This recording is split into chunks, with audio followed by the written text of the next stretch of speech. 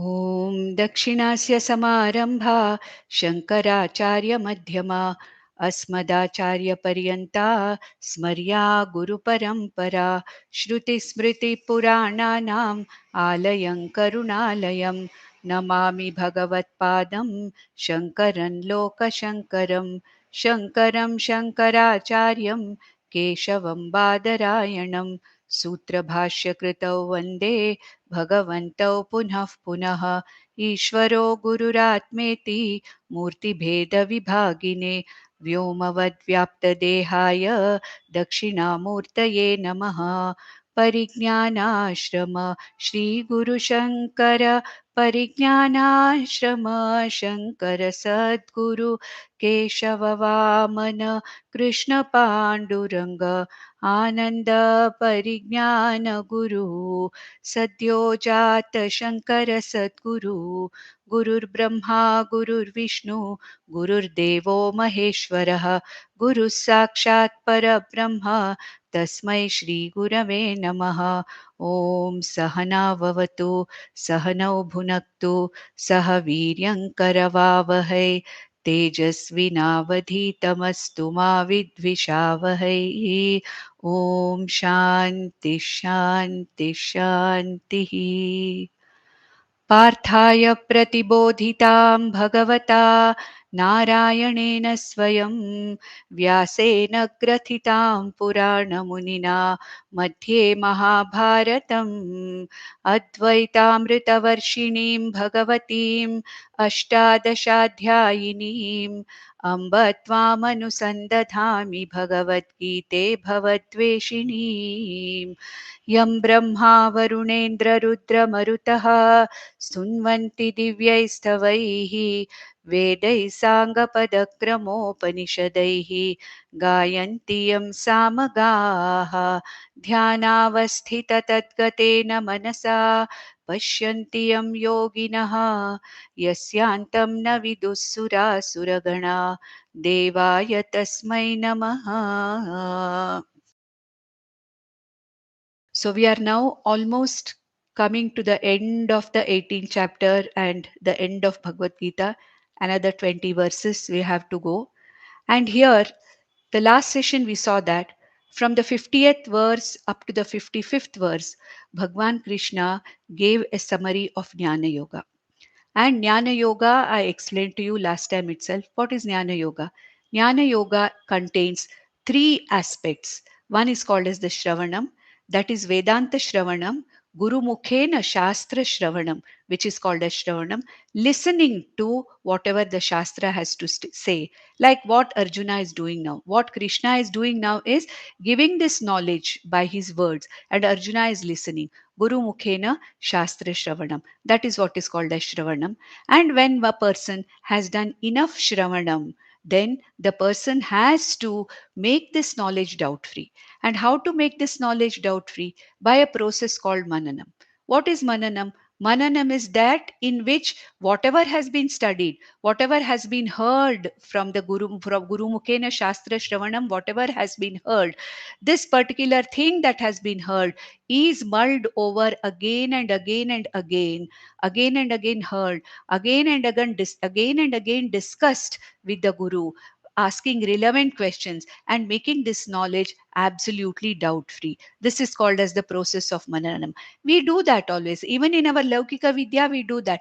We listen and then we try to go over it again and again and try to make our knowledge doubt free, which is the process of Mananam.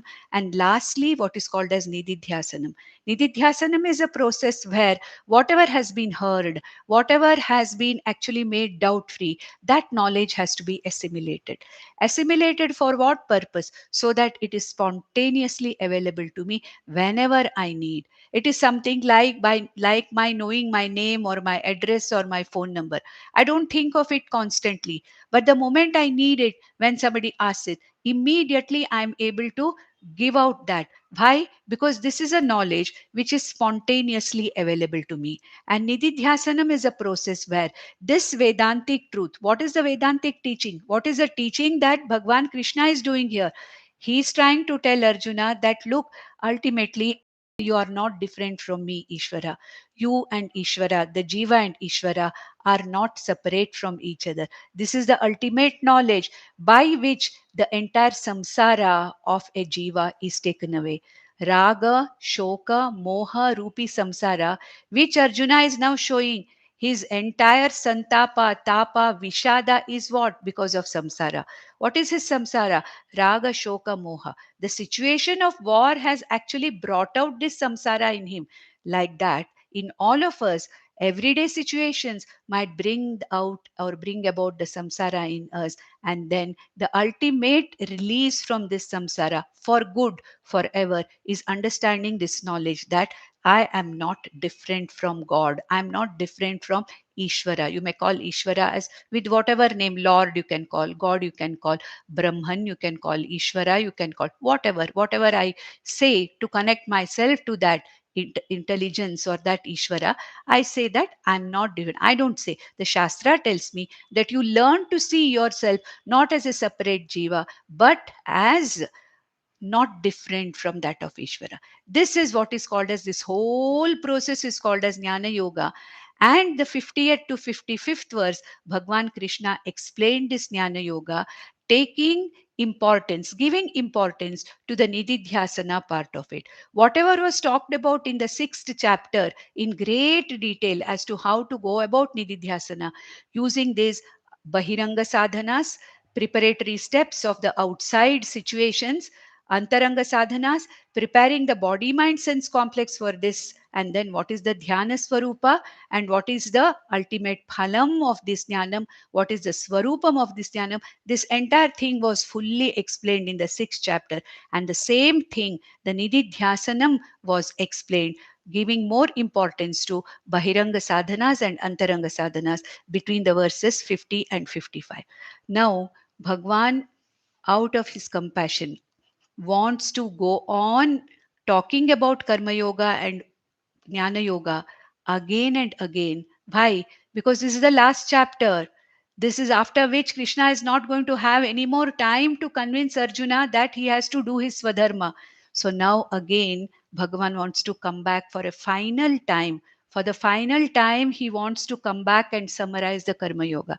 See, Bhagwan summarizes Karma Yoga 3 times in the 18th chapter. He summarizes Jnana Yoga also 3 times in the 18th chapter. Otherwise, the 18th chapter wouldn't be this long. From different points of view, from different aspects, Bhagwan summarizes Karma Yoga 3 times. Initially, the first time, he described Karma Yoga from the point of view of Sattvika Sannyasa. Then the second time, between the 41st verse and the 49th verse, we saw 2 sessions ago, that Bhagwan Krishna summarizes the Karma Yoga from the point of view of Swadharma and Swakarma. And now, from the 56th verse, Bhagwan wants to again, mind you, the third time, he wants to summarize the Karma Yoga for the benefit of Arjuna and for the benefit of all of us. One may think, why is Lord Krishna repeating the same thing again and again? It is not that he is repeating the same words, but the same idea or the same thought process is put from different points of view, so that at least one point of view I may grasp and understand.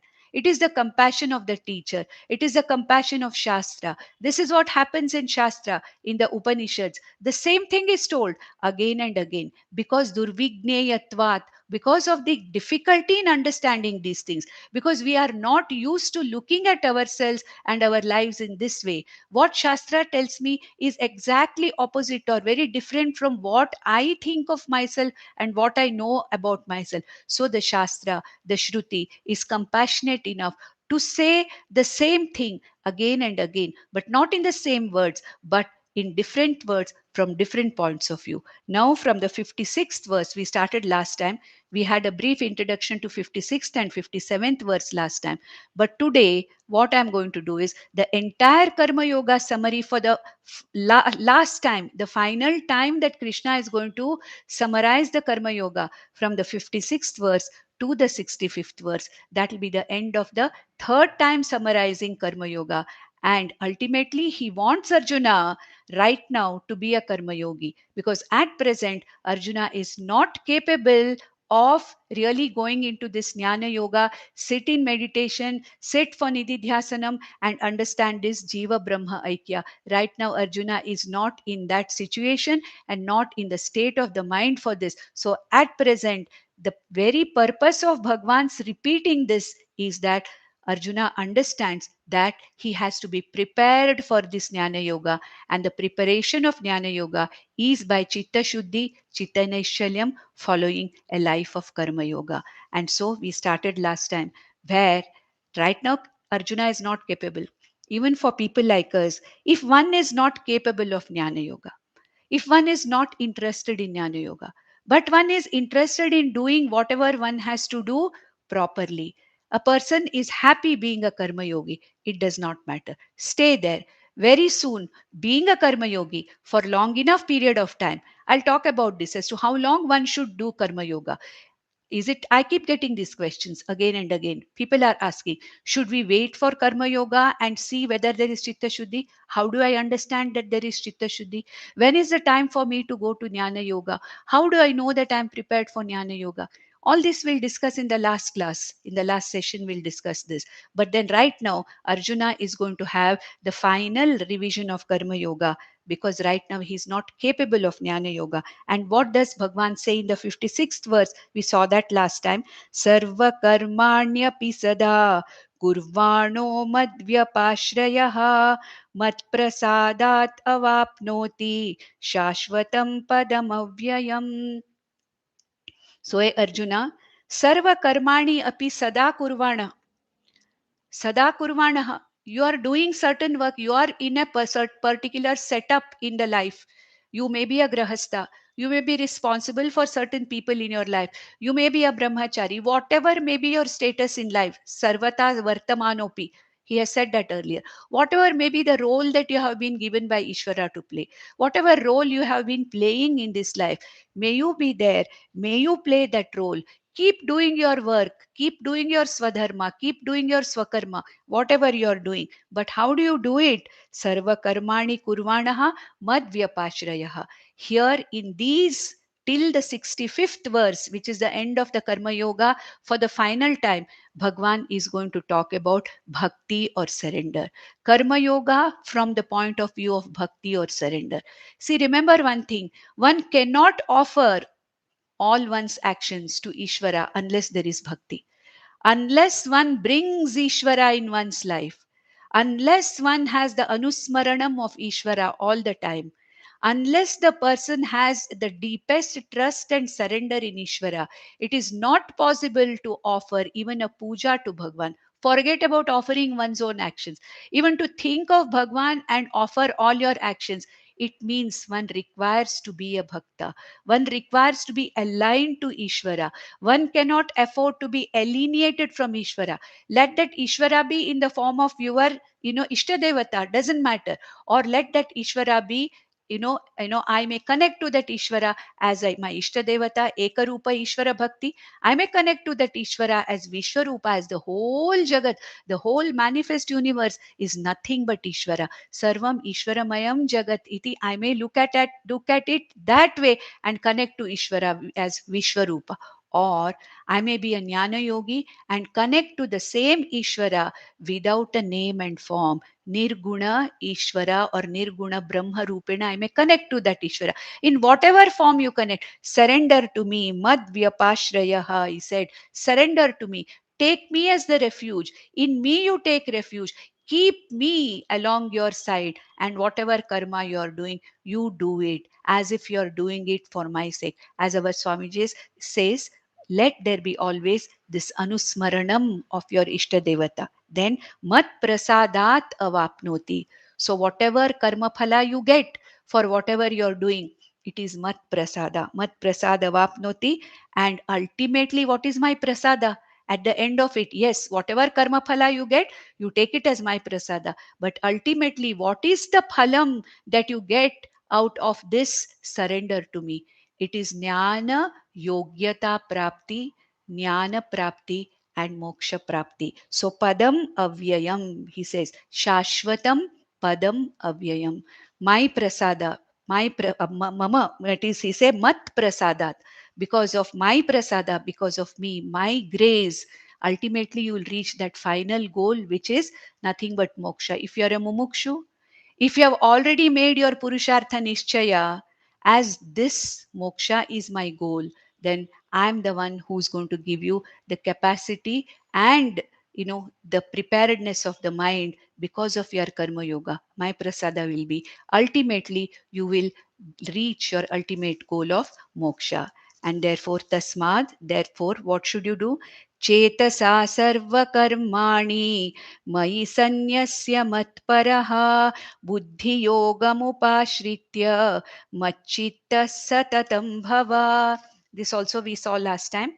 Karma yoga, I told you, is called as buddhi yoga because buddhi yoga means here karma yoga involves two types of buddhis, the arpana buddhi and prasada buddhi. While doing work, while offering whatever I do, it is arpana buddhi, and accepting whatever comes as karma phala, it is prasada buddhi. Since these two attitudes, these two buddhis are involved, therefore this is also called as the buddhi yoga. Karma yoga is also called as buddhi yoga. So buddhi yogam upashritya macchittaha satatam bhava. Macchittaha, may you be always connected with me. May you always keep me by your side. May I always be at the back of your mind, like a musician always has the tambura shruti at the back of his or her mind.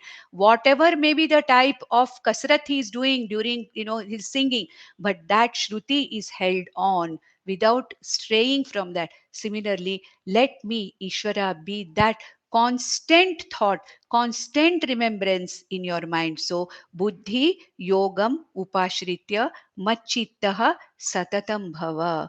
May you have satatam, you be macchittaha. May you be all the time connected to me. May your mind be always having me in the background of your mind. See, when we have this kind of bringing Ishvara into our lives, we become less and less subjective and become more and more objective, because this entire jagat is Ishvara. When Ishvara becomes more prominent in our lives, I become less and less, Ishvara becomes more, my subjectivity becomes less, and my objectivity becomes more. The more and more objective I am, the more and more I am able to be a karma yogi and offer all my actions to Ishvara. Then he says the next thing in the next verse, in the 58th verse, he says, Macchitta sarva durgani mat prasadat tarishyasi atha chetvam ahankarat na shroshyasi vinangshyasi. So here he is giving a very strict warning to Arjuna. See, sometimes a guru has to do that, because when a guru sees or realizes that the Shishya is not understanding by himself or herself, at the same time, the Shishya is not able to follow what the Guru is saying. And at the same time, the person or the Shishya is going astray. Sometimes the Guru has to be very strict and tell, look, do what I tell you. Listen to what I'm telling you. What I'm telling you is for your good. You have surrendered to me. You have accepted me as your Guru. Now you listen to me. What I'm going to tell you is not for my sake, but for your own good. And therefore, if you don't listen to me, you are likely to go astray. This warning Bhagwan Krishna is giving Arjuna. He says, Macchittaha sarva durgani mat prasadat tarishyasi. You macchittaha, when you become macchittaha, that means when I am constantly there in your mind, when you are keeping me along with you and doing your swadharma, offering everything to me, sarva durgani tarishyasi, you will get over all the obstacles, because there is me next to you and I am there as Ishvara. All the obstacles, all the obstructions that come on your way, you will definitely able to go beyond them. It's not that Ishvara is going to remove all the obstacles. No. Being with Ishvara, having Ishvara by my side, constantly having the anusmaranam of Ishvara, whatever I do, whenever I do anything, if and when there are any obstacles, then it is not difficult for me to see them the way they are and cross over them. The presence of Ishvara in my life, the presence of Ishvara and Anusmaranam of Ishvara gives me this capacity, gives this mind the capacity to actually pass through or jump through all the obstacles. So he says, Machitaha, the one who constantly is connected with me. Sarva Durgani Tarishyasi. Hey Arjuna, when you have become Machitaha, when you are Machitaha, Tarishyasi Sarva Durgani, all kinds of obstacles. Here Durga means obstacles. Here Durga does not stand for Durga Devi. Here Durga means obstacles and obstructions. Whatever obstacles you come across, Sarva Durgani, all obstacles. There may be minor problems, there may be major problems, whatever it is. Mat prasadat. By my grace, by my blessings, you will be able to cross over them. Ataha chet tvam ahankarat na shroshyasi vinangshyasi. See Arjuna, with your ahankara, in the sense, I know best. I know what is to be done. I don't want to fight this war. This war is only going to give a lot of destruction and problem everywhere. Therefore, I am going to leave this war and go. Let anything happen. I will go and sit somewhere in a forest and become a sannyasi. Do somebody else's dharma. I am not capable of doing my swadharma. If this is what you are going to do, this is what you think right now you are thinking with your ahankara, with ahankara chet, tvam ahankarat na shroshyasi. If you don't listen to me, na shroshyasi means if you do not listen to me. Listen to me means what? If you don't understand what I am telling you, why I am telling you so many times, Arjuna, what is Satvika Sannyasa? Karma Yoga is Satvika Sannyasa. Doing Swadharma, Swakarma is nothing but Karma Yoga, I am telling you. I am also describing Karma Yoga here now, that what you have to do, you have to keep me by your side. I am already there physically also by your side. Keep me in your mind and offer all that you have to do. This is what I have been telling you again and again. And by your ahankara, with your ahankara, if you do not listen to me, na shroshyasi vinangshyasi, you will get destroyed. Naturally, it is very easy for us to see that Arjuna, if he does not listen to Lord Krishna, and if he goes by what he wants to do, escape from war, we can understand what is going to happen to Arjuna. Having a guru like Krishna, if he is not going to make use of the presence of the guru in his life and what the guru is telling for his shreyas, then you are going to get destroyed. So he says, ahankarat chet tvam atha na shroshyasi, that if you don't listen to me, what I am saying, vinangshyasi, you are going to destroy yourself.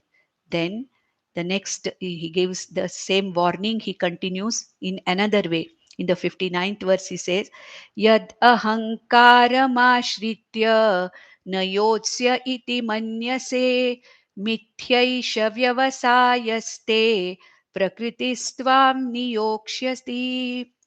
So, hey Arjuna, yad ahankaram ashritya, if you are going to go with your ahankara, if you are hell bent upon leaving this battlefield and going away, following what your ahankara says, na yotsya iti manyase, na yotsya iti manyase. If you are going to come to a decision with your ahankara, in spite of what I am telling you and you don't listen to me, in spite of that, if you hold on to your idea and then leave this battlefield, na yotsya iti manyase, if this is what you are going to, mithya yesha vyavasaya hate, this decision is going to be the wrong decision, the worst decision in your life. Mithya yesha, this will be the wrong resolve that you are going to do. This decision of yours not to fight will be a very, very wrong decision. Vyavasaya means decision. Mithya yesha vyavasaya means this decision, this resolve of yours to escape from the battlefield and go away and not fight this war because of your ahankara, because you are not taking me into consideration and doing whatever you feel that you have to do, then remember Arjuna, this decision of yours will cost you a lot. This will be a wrong decision in your life because prakriti stvam niyokshyati. You are a Kshatriya by birth, and your Swadharma is to fight a war. Your Swakarma is Kshatriya Karma. Your Swadharma is Kshatriya Dharma. And your entire Swabhava is Kshatriya Swabhava. protecting the society from adharma is your actual swabhava. And if you don't do that, if you don't follow your swabhava, I am telling you as a guru, this is your swabhava, and you might as well follow your swabhava. If you do not follow your swabhava, what is going to happen? Ultimately, Prakriti will be strong enough to push you in that direction. Your Rajoguna Pradhana. You are a person with a mind which has more prominence of Rajoguna. Rajoguna Pradhana you being that, ultimately you are activity oriented, you're action oriented, you're not capable of sitting in one place and meditating. Even if you leave this battlefield and go to the forest, you're not going to be able to sit and do what you think you are going to do. It will not be possible. Your swabhava, your nature will push you towards action, and you will do all kinds of actions which are really not necessary for you. You might as well follow your prakriti. By birth, you are a Kshatriya. By dharma, you are a Kshatriya. By karma, you are a Kshatriya. By guna, you are a Kshatriya. And therefore, don't try to leave this and go away. And if you go away also, your swabhava, your Rajoguna Pradhana swabhava, your Prakriti, your swabhava is not going to leave you. You may not fight this war, but definitely you will be doing something else there. You will not be able to sit and meditate. Therefore, मिथ्या येष व्यवसायः ते प्रकृतिः tvam niyokshyati. Your prakriti is calling you. You do not understand what your prakriti is. I am telling you, Arjuna, you are a gunakshatriya. May you do the duty of a gunakshatriya, because ultimately the prakriti and your swabhava is what is going to push you towards action. If you are going to say, I am going to get out of action, you are wrong. You will be pushed to action, because your guna is that of Rajoguna Pradhana, Kshatriya guna you are having. Therefore, it is not possible for you not to do any karma. Therefore, Svabhavajena Kaunteya Nibaddhasvena Karmana Kartum Nechasi Anmohat Karishyasya Vashopi Tat. So Arjuna, swabhavajena nibaddhaha svena karmana. You are bound by your swabhava. You can't leave it. You can't get out of it. You are not a guna brahmana. You are not a guna vaishya or a guna shudra. You are a guna kshatriya. And that is your swabhava. Swabhava jena kaunteya nibaddaha. You are bound by your swabhava. You are bound by your rajoguna pradhana kshatriya guna, kshatriya prakriti, svena karmana. And what is your karma?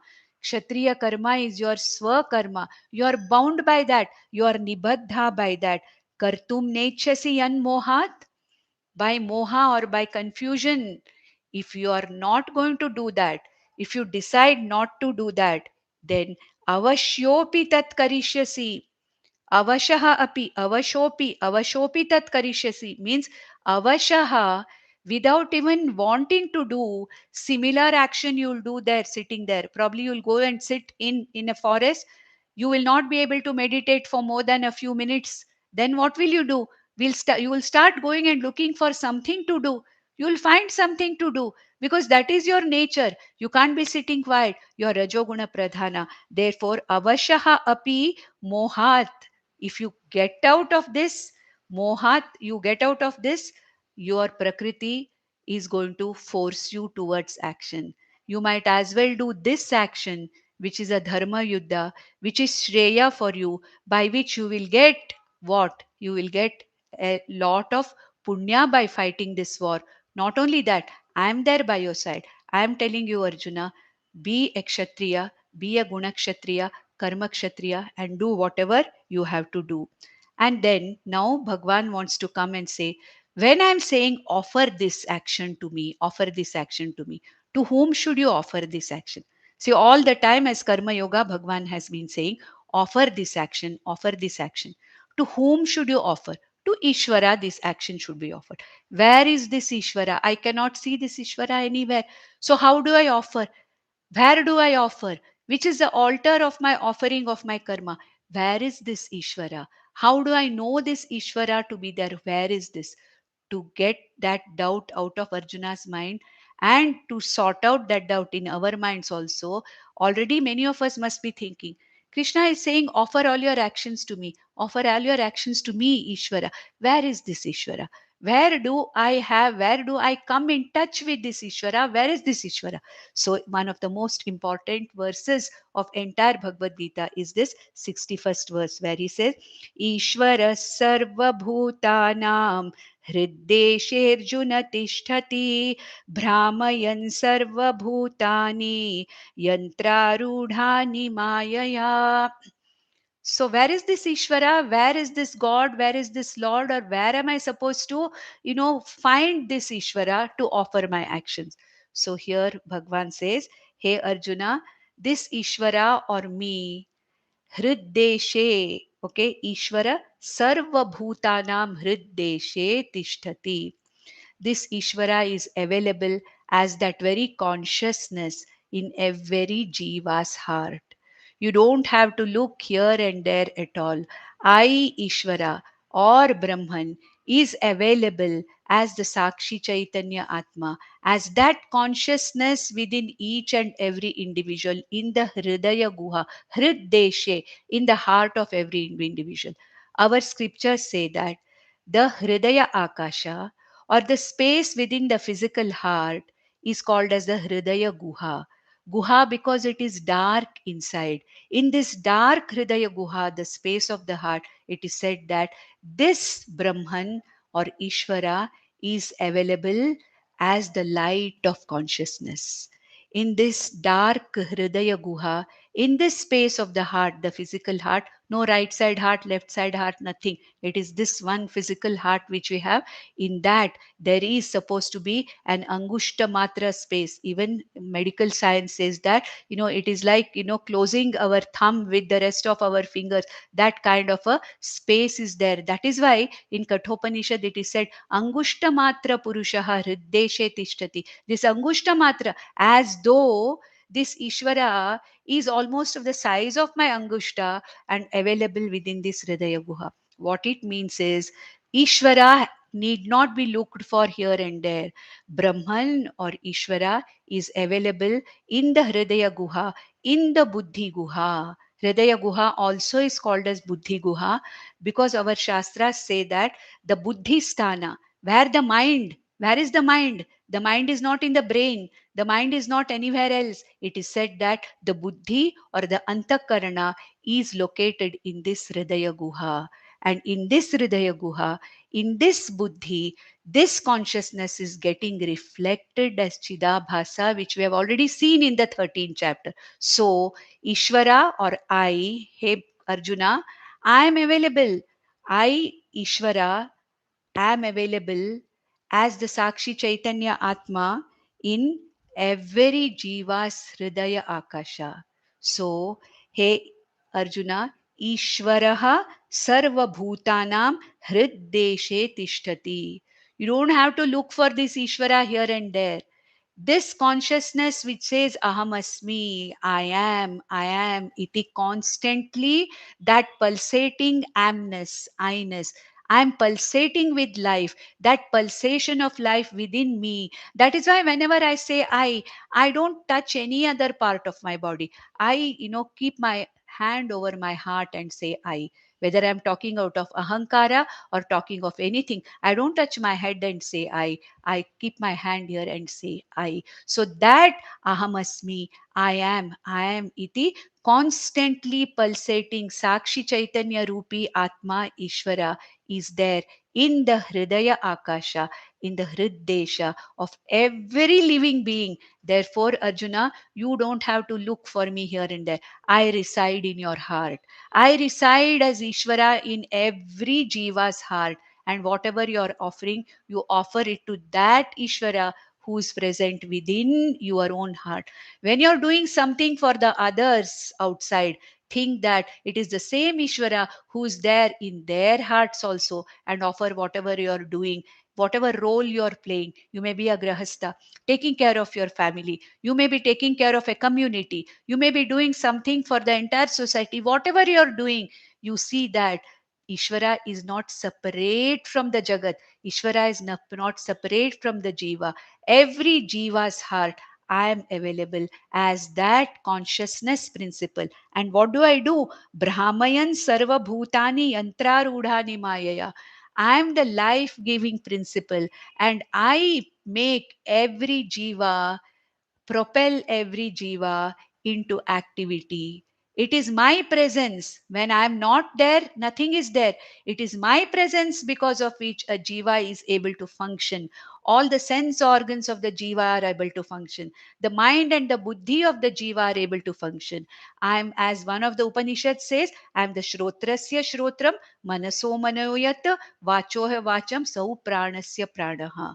Another Upanishad says, Yo vedanihi tanguhayam parame vyoman. Taittiriya Upanishad says that I, this Sakshi Chaitanya Atma, available as that constantly pulsating life principle in every jiva, that is me. And what do? I propel every jiva into activity. All the activities that are done by every jiva is nothing but my presence, Arjuna. You don't have to look for me here and there. I am available as the Chaitanya Swarupi Atma, as the witness of all your actions within your heart itself. Offer your actions of fighting this war as an offering to me who's situated in your own heart. And then he says in the next verse, 62nd verse, Tameva Sharanam Gacha Sarvabhavena Bharata तत्प्रसादात् परां शान्तिं स्थानं प्राप्स्यसि शाश्वतम्. स्वतमेव ईश्वरम हृद्देशे तिष्ठन्तं ईश्वरम. That Ishvara or that me, Krishna or Ishvara, you call God, Brahman, Tameva, to that Ishvara, Sharanam Gacha.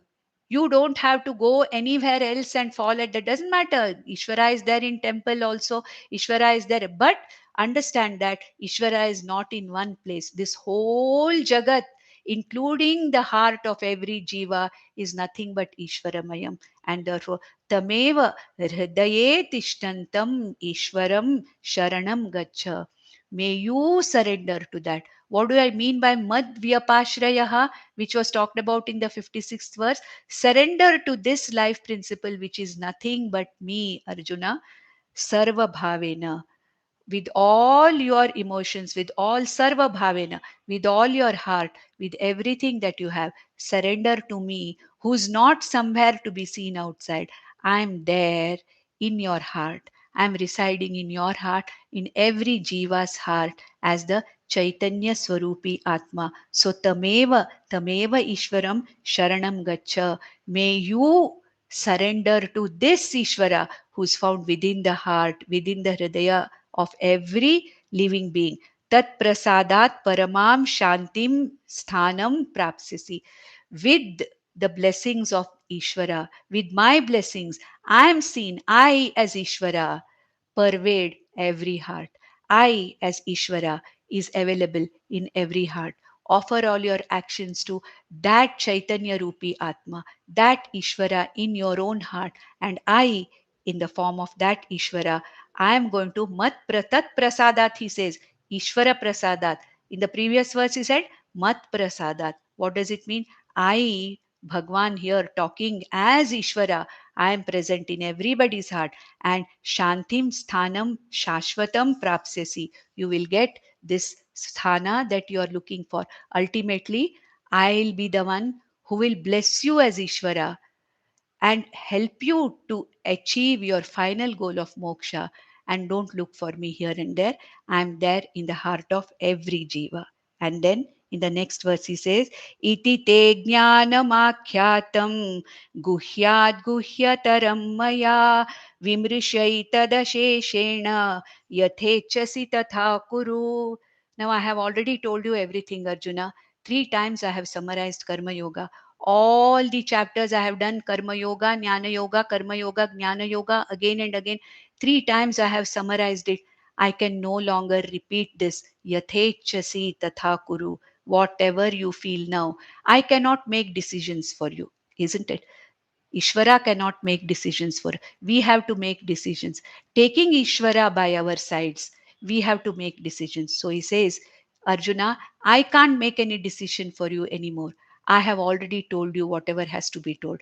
I have given you this knowledge. I have given you the advantages, the phalam of this knowledge. I have told you why you have to fight this war. I have told you what it means to be a karma yogi. I have described in detail what it means to prepare yourself for this jnanam. And I have told you what is the ultimate human goal, and that is nothing but moksha prapti or complete samsara nivritti. That I have already told you. Vimrishya etad asheshena. May you think over it, ponder over it, yathechasi tatha kuru. Jnanam akyatam guhyat guhyataram maya.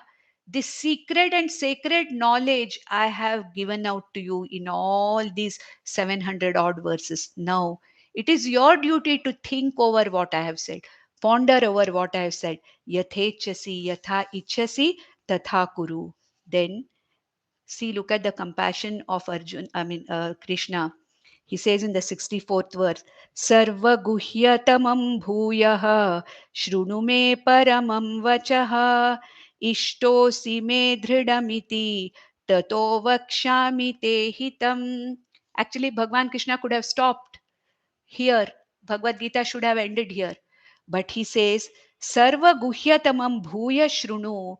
For one last time, Arjuna, in one verse, I will condense Karma Yoga that he is going to do in the 65th verse. And in one verse, I will consolidate Nyana Yoga in the 66th verse. That will be the end of it. That is why the 66th verse is the final teaching verse of Bhagavad Gita. But then he says he could have stopped here. Sarva guhyatamam bhuyah shrunu. Listen again. Bhuyah means again. Shrunu, listen. Sarva guhyatamam. This is that which is the most secret and the sacred knowledge. Me paramam vacha. Me paramam vacha. This is my ultimate advice for you. Me paramam vacha. This knowledge which I am giving out to you as Yogeshwara Krishna. May you listen to that for one last time. I will summarize it again for you in one verse. Who can be so compassionate in this kind of a situation where he has to go on telling the same thing again and again and again till it becomes so well established in Arjuna's intellect. Ishtosi me dhradamiti tato vakshami he te hitam. For, for your hita te vakshami ishtosi me. Because you are my sakha. You are one who I love. Therefore, I'm not going to stop this. In spite of my having told you this, I'm going to say this again. And the last penultimate verse, the teaching verse, the 66th verse, this verse is a repetition of what we have already seen in the ninth chapter. And if I have to tell you, this verse was our Anandashram Swamiji's favorite verse. And he has taken Ashirvachans not once, but all his Ashirvachans were based on this one particular verse. And he would say, once you have understood this verse, you have understood the entire Bhagavad Gita. And what is that 65th verse? Manmana bhava madbhaktaha madhyaji mam namaskuru mame vaishyasi satyam te pratijane priyosi me. This is the 34th verse or the last verse of the ninth chapter. It is almost the same. There also it comes Manmanabhava Madbhaktaha Madhyaji Mam Namaskuru Mame Veshwasi Yuktyavam Atmanam Matparayanaha. That's all. The second line is different here, and the second line there is after Mameva Yeshyasi. Here he says Satyam te pratijane priyosime. Hey Arjuna, this is my pratignya. Just imagine, Ishvara is doing a pratignya. He is promising. This is a promise from Yogeshwara Krishna. It cannot go wrong. So, mameva yeshyasi satyam te pratijane priyosi me. You are somebody whom I love, and I can't give you any false assurances. What I'm telling you is the truth, Arjuna. Listen to me. May you be a karma yogi, because right now you are not prepared for this jnanam. Ultimately, be a karma yogi and put your karma yoga to test now in this war. This is the ideal situation for you. If you have understood what I have told about Karma Yoga, this is the ideal situation for you where to put this knowledge to test. And may you fight this war with the attitude of Karma Yoga. Then by the end of the war, you will be prepared. You will be a chitta shuddha, you will be a shuddha sattvaha. You will be a person who's prepared intellectually for this Jnana Yoga, which probably Shravanam, Mananam, Nididhyasanam, you can do very well after this war is over. But right now, what do you do, Arjuna? Manmana bhava, madbhakto bhava, madhyaji mam namaskuru. The entire aspect of Karma Yoga has been talked about here. Let us take the first word as madbhaktaha. Manmana bhava madbhaktaha. May you be connected to me always. May you not get alienated from me anytime. Madbhakto bhava. Let there be surrender and bhakti. Bhakti means what? Commitment to me is anywhere bhakti comes. It means an attitude of commitment. In knowing me as Saguna Ishvara, in knowing me as that ultimate Ishvara for whose sake I do my karma, as a karma yogi, you have to be my bhakta. You have to be connected to me. Without having bhakti in me, without having surrender towards me, you cannot be a karma yogi. Without having bhakti to me, you cannot do Shravana, because ultimately, what is Vedanta talking about? It is talking about me. To be a karma yogi, you have to be my bhakta. To be a jnana yogi, you have to be my bhakta. To do anything, even to live your life ethically and comfortably, you have to accept me in some form or the other. If you don't accept me, Ishvara, there is no karma yoga. It is mere karma.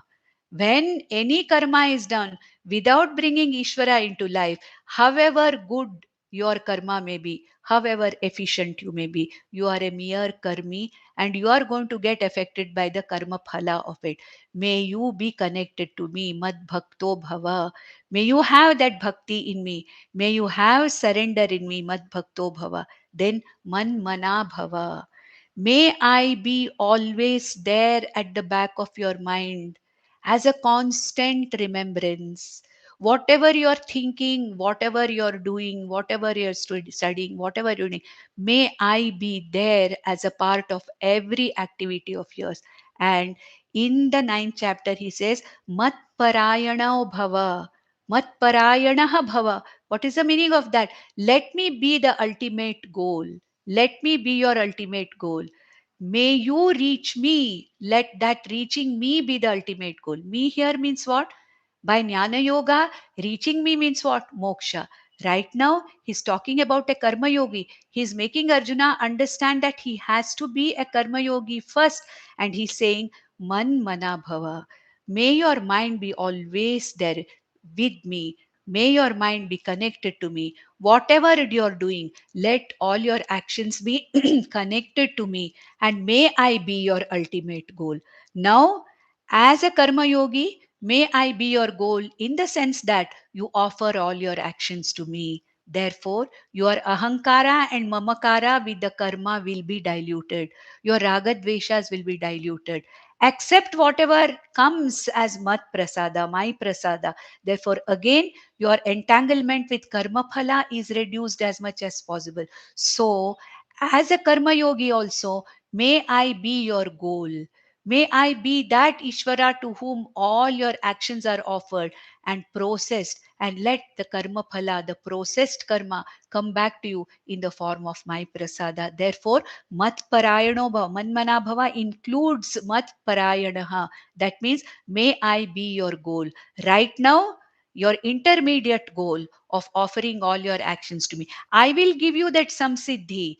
I will give you that chitta shuddhi. I will give you that jnana yogyata prapti. Therefore, man mana bhava. May you be always connected with me. May you have my anusmaranam all the time, keeping me by your side, doing all your actions, keeping me as your ultimate goal. Man mana bhava, mat parayano bhava. Then madhyaji bhava. What is the meaning of madhyaji? All that you do, all your actions, your swakarma, your swadharma, let all this swakarma be done as a worship to me. You don't have to do anything else. You don't have to worship me with the Shodasha Upachara Puja.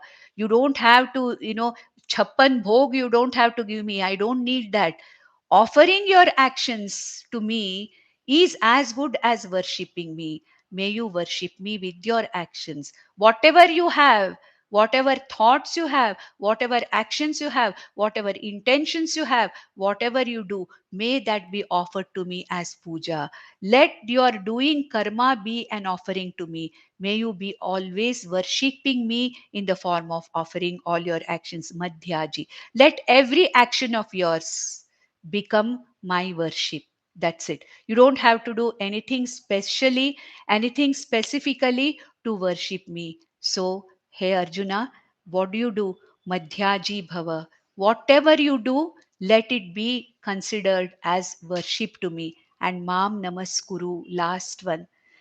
In this entire journey of being a karma yogi, and later on going to be a jnana yogi, and when you are going to get to me this ultimate goal, in this entire journey of yours, let there not be any kind of an arrogance. Mam namaskuru, may you surrender to me. May you understand that whatever is happening is my sankalpa, Ishvara sankalpa. You are a mere instrument in my hands.